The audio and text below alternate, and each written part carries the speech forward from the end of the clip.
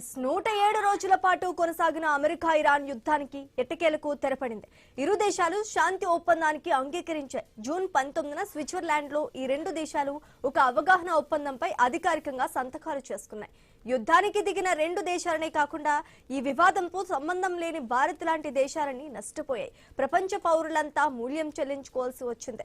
యుద్ధం ముగిసినా ఆ యుద్ధం మిగిల్చిన ప్రశ్నలు మాత్రం మిగిలే ఉన్నాయి. ఎవరు గెలవని ఈ యుద్ధం ఎందుకు వచ్చింది? ఏ లక్ష్యాలతో యుద్ధం ప్రారంభమైంది? ఎవరు గెలిచారు? ఎవరు ఓడారు? ఎవరికి లాభం? ఎవరికి నష్టం? అందరూ వ్యతిరేకించిన యుద్ధంతో అమెరికా సాధించిందేంటి? ఎన్నో భీషణ సవాళ్లు విసిరిన ట్రంప్ చివరికి ఎందుకు రాజీ పడ్డారు? ఒప్పందం తర్వాత నిజంగానే శాశ్వత శాంతి సాధ్యమా? ఇలాంటి ప్రశ్నలెన్నో ముందుకు వస్తున్నాయి. అమెరికా ఇరాన్ యుద్ధం రెండు దేశాలకే కాకుండా మొత్తం ప్రపంచ ఆర్థిక వ్యవస్థకు ఊహించని నష్టాన్ని మిగిల్చింది. ఈ యుద్ధం ప్రారంభించిన అమెరికా, అది అధ్యక్షుడు ట్రంప్. విచిత్రంగా ఎక్కువ నష్టపోయింది కూడా అమెరికానే. అది మరీ ముఖ్యంగా ట్రంపే. కేవలం ఇరాన్ ఓడించలేకపోవడమే కాకుండా దౌత్యపరంగా ఆర్థికంగా కూడా అమెరికా దారుణంగా దెబ్బతిన్నది. ఇరాన్ పై తీవ్రమైన సైనిక ఒత్తిడి తేవడం వల్ల, ఆర్థిక ఆంక్షలు విధించడం వల్ల అక్కడ అంతర్గత తిరుగుబాటు లేదా అంతర్యుద్ధం వస్తోందని ట్రంప్ భావించారు. తద్వారా ప్రస్తుత ఇస్లామిక్ ప్రభుత్వ స్థానంలో అమెరికాకు అనుకూలమైన ప్రభుత్వాన్ని ఏర్పాటు చేయవచ్చని అనుకున్నారు. ఇరాన్ వద్ద వేగంగా పెరుగుతున్న యురేనియం నిల్వలను ధ్వంసం చేయాలని ట్రంప్ నిర్ణయించుకున్నారు. అణుమౌలిక సదుపాయాలను సైనిక దాడుల ద్వారా పూర్తిగా నిర్వీర్యం చేయటం, ప్రపంచ చమురు రవాణాలో అత్యంత కీలకమైన హార్ముజ్ జలసంధిపై అమెరికా దాని మిత్ర దేశాల పూర్తి నియంత్రణ సాధించటం.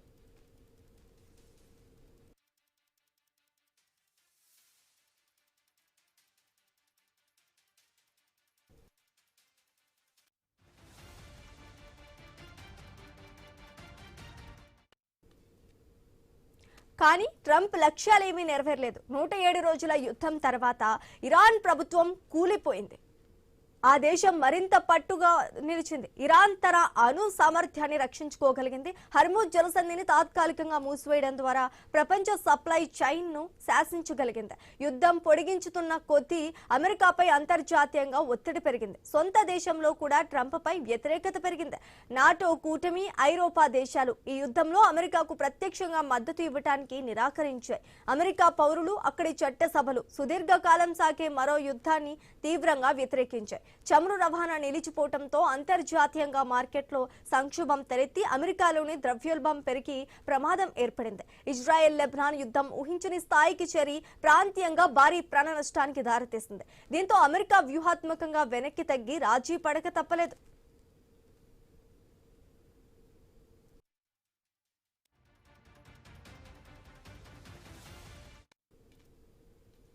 ఈ యుద్ధం వల్ల ఏ ఒక్క లక్ష్యాన్ని కూడా అమెరికా సాధించలేకపోయింది. యుద్ధం ప్రారంభమైన మొదటి రోజు Iran supreme leader Ayatollah Ali ఖమేనీని చంపటం మినహా మిగతాగే సాధ్యం కాలేదు. పర్షియన్ గల్ఫ్ పరిసర ప్రాంతాలలో ఉన్న అమెరికా నౌకాదళం డ్రోన్లు, సైనిక స్థావరాలపై ఇరాన్ క్షిపణి దాడులు చేస్తుంది.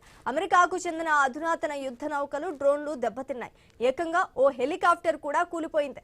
యుద్ధం కోసం $100 కోట్ల సైనిక వ్యయం చేయాల్సి వచ్చింది. అలాగే హార్ముజ్ జలసంధి దిగ్బంధనం వల్ల అమెరికా కంపెనీల అంతర్జాతీయ వాణిజ్యం స్తంభించింది. పరోక్షంగా $బిలియన్ల నష్టం వాటిల్లింది. అమెరికా నేరుగా ఎదుర్కొన్న దాడులు, హెలికాప్టర్ కూల్చివేతలు, క్షిపణి దాడుల వల్ల వందలాది మంది అమెరికా సైనికులు ప్రాణాలు కోల్పోయారు లేదా తీవ్రంగా గాయపడ్డారు. అమెరికా ఈ సైనిక చర్యల కోసం, వైమానిక దాడుల కోసం, పర్షియన్ గల్ఫ్ నావికా బలగాల మోహరింపు కోసం $100 బిలియన్ ఖర్చు చేసింది. దీనివల్ల అమెరికా ట్రెజరీ బాండ్లపై ప్రభావం పడి వడ్డీ రేట్లు విపరీతంగా పెరిగాయి.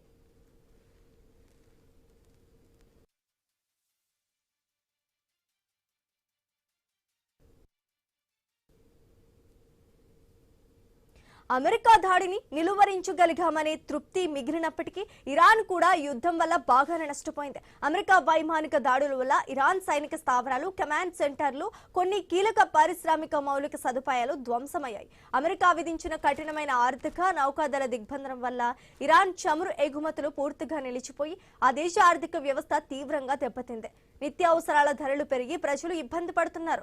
అమెరికా, ఇజ్రాయెల్ సంయుక్త వైమానిక దాడుల వల్ల వేలాది మంది ఇరాన్ సైనికులు, ఇస్లామిక్ రివల్యూషనరీ గార్డ్స్ కమాండర్లు మరణించారు. Iran supreme leader Ayatollah Khamenei హతమయ్యారు. టెహ్రాన్లోని ఆయన నివాసంపై జరిగిన వైమానిక దాడిలో ఈ ఏడాది ఫిబ్రవరిలో మరణించారు. ఇరాన్ డిఫెన్స్ కౌన్సిల్ సెక్రటరీ, అగ్రశ్రేణి సలహాదారు అలీ షంఖానీ, ఇరాన్ సాయుధ బలగాల chief of staff IRGC commander in chief Mohammad Pakpour, Iran రక్షణ మంత్రి అజీజ్ మరణించారు.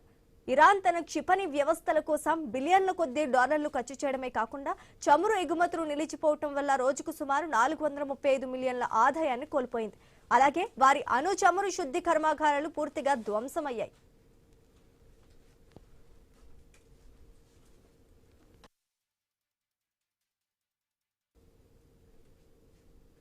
ప్రపంచ ఆర్థిక వ్యవస్థకు గట్టి దెబ్బ తగిలింది. ఇరాన్ స్ట్రెయిట్ ఆఫ్ హార్మోజ్ సముద్ర మార్గాన్ని మూసివేయడంతో ప్రపంచవ్యాప్తంగా సరఫరా గొలుసు పూర్తిగా దెబ్బతిన్నది.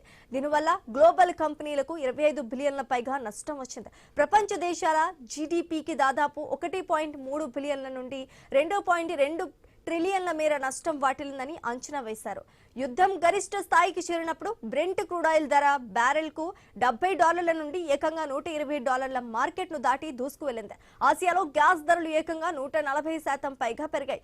అయితే తాజాగా శాంతి ఒప్పందం కుదిరి సముద్ర మార్గం తెరుచుకోవడంతో ప్రస్తుతం ముడి చమురు ధర మళ్లీ బ్యారెల్కు $84 వద్దకు తగ్గింది. గల్ఫ్ దేశాల నుండి చమురు దిగుమతి చేసుకునే యూరప్, ఆసియా దేశాల్లో ఇంధన ధరలతో పాటు నిత్యావసరాలు, రవాణా ఛార్జీలు విపరీతంగా పెరిగి ద్రవ్యోల్బణం ఏర్పడింది.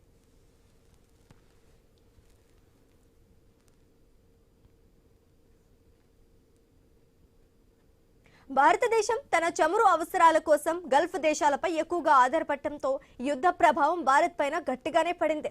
మే నెలలో 5 రాష్ట్రాల ఎన్నికలు ముగిసిన వెంటనే అంతర్జాతీయ మార్కెట్ ఒత్తిడి కారణంగా భారతీయ చమురు సంస్థలు పెట్రోల్, డీజిల్ ధరలను లీటర్కు $7 పైగా పెంచాయి. ఒకే వారంలో 3.90 వరకు పెరిగిపోయి సందర్భాలు కూడా ఉన్నాయి.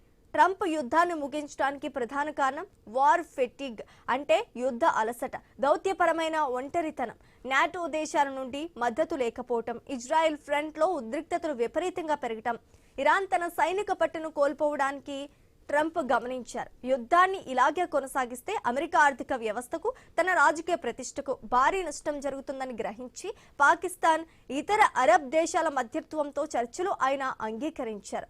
జూన్ 19న స్విట్జర్లాండ్ లో 2 దేశాల మధ్య ఈ ఒప్పందం అధికారికంగా కుదరనుంది. యుద్ధం ప్రారంభించిన ట్రంప్ తో సహా అందరికీ ఇది నష్టాన్నే మిగిల్చింది.